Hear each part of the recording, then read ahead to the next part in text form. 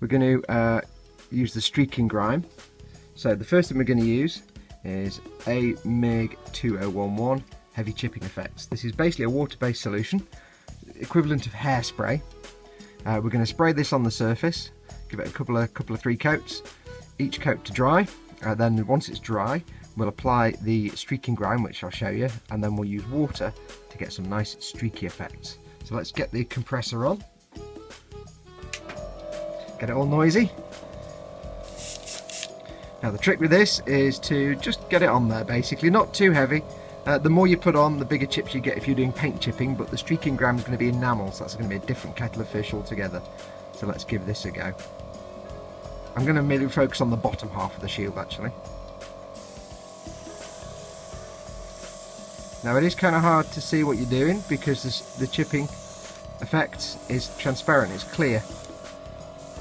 So we're just going to go for a nice even coat.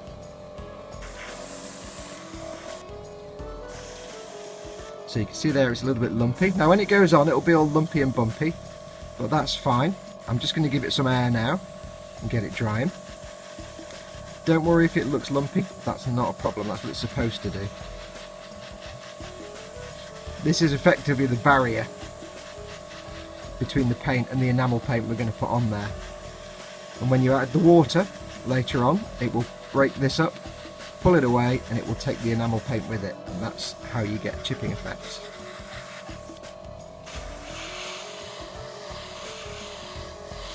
I don't know why I don't just hold it with this bit as I'm not actually spraying this bit. That would be easier.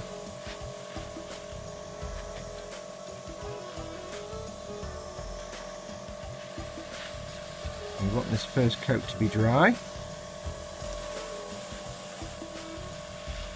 Now you use the chipping fluid neat, you don't water it down. Give it another coat.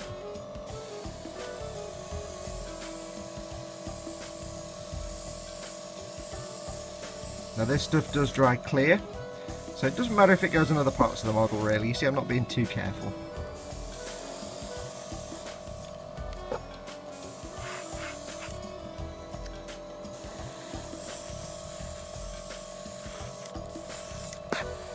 Clunk, there goes the camera.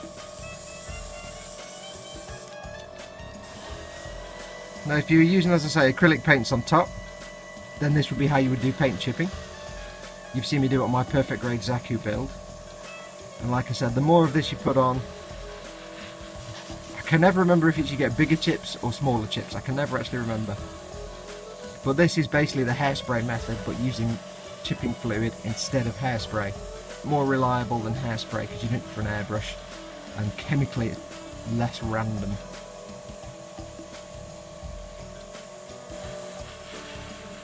There's a blob of chipping fluid again. Okay, give it one more coat.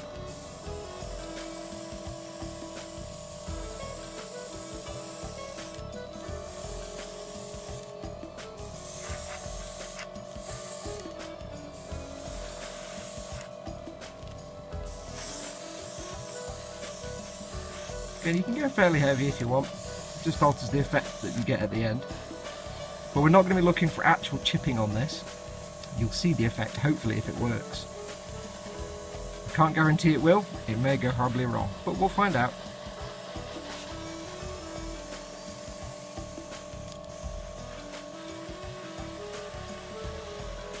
Now I'm just doing air again, just to try and flash it off.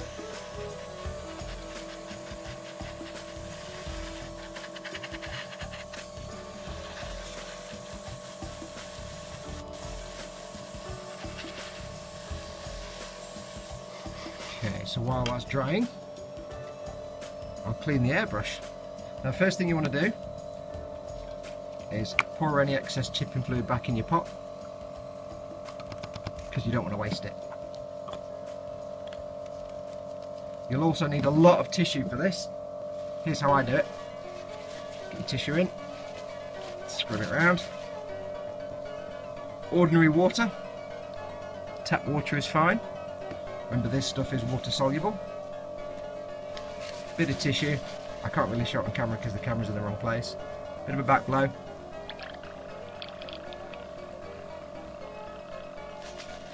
Then then I'll just get the tissue into the cup, squeeze it round.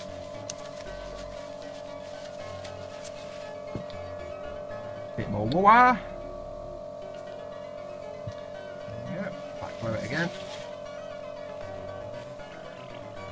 Apologies, I know it's not in focus. And what I'll do now is just pour that away. And then this bit I'm off camera, I'm just blowing it into my airbrush cleaner just to blow it through. And there's a reason I'm showing you this, is that it's about this long it takes before you can then go in with the enamel, with the streaking grime. It's about this long. So, it's my airbrush rinsed out.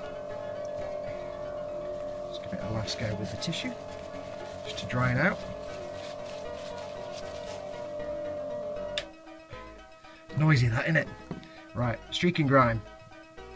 AMIG 1203, I think it's rubbed off. It's just called streaking grime. There's different grimes, but this is one I particularly like. Very messy, as you can see, so be careful with it. Give it a good shake. I've got the camera in just the wrong place here, haven't I? Get a little bit in the cup, which you can't see. I apologise, I'm doing this off camera, but I've got to have the camera close enough so you can see what's going on, but then that means I can't do anything close up. Okay, so we've got the streaking grime in the cup. I don't know what I'm doing. Right, so compressor on again. Got that coming through. I'm just going to give it a quick blast of air just to make sure there's nothing wet. If you look in the light, you can see if it's shiny anywhere it's wet. No, it should be alright actually. So here's how you do it. Get your streaking grime, just put it on. Not a massively thick layer. I'm going to go for more at the bottom.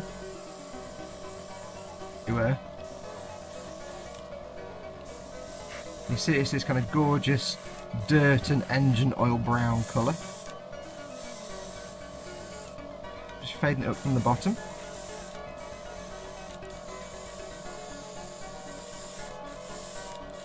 Don't worry if you think you've put too much on. What I may do is do a little bit in the top in a minute when I've done, just to give it some effect. Go on the top a little bit.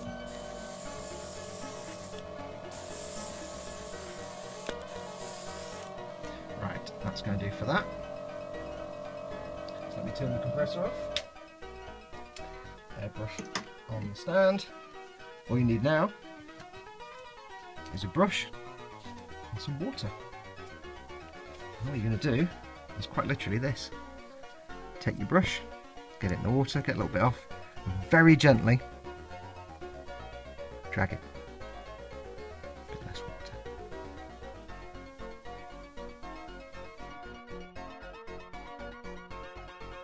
I'm hardly putting any pressure on.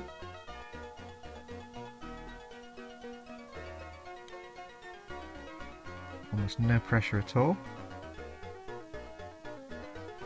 It's actually really hard for me to see as well.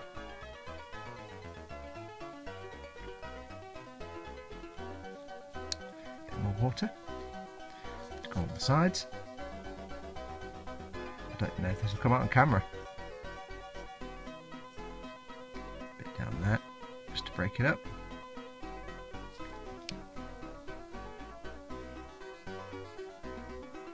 And then on the back we'll do the same. But a little less maybe on the back.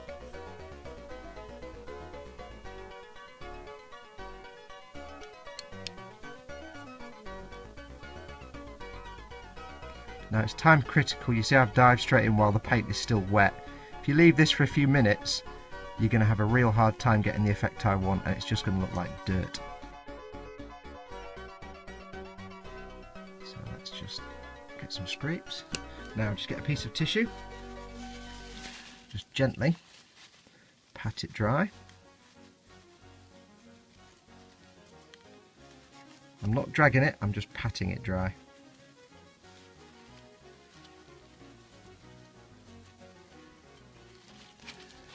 See there now we have a kind of streaky effect. So what I might do while it's still setting, take a bit more off the top You can go whichever direction you want, really. Just remember, you're removing the chipping fluid, and that's taking the enamel paint with it. That's how this works. I quite like this little bit here, but I might fade this, and I'm almost putting no pressure on. The brush is almost not touching the surface.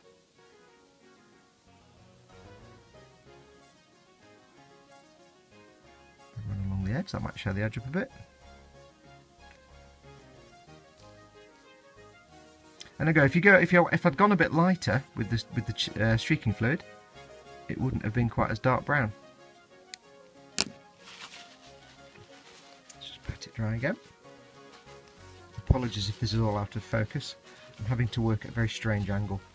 Now try and keep your fingers off what you've just done, because obviously you'll smear the paint. That, my friends,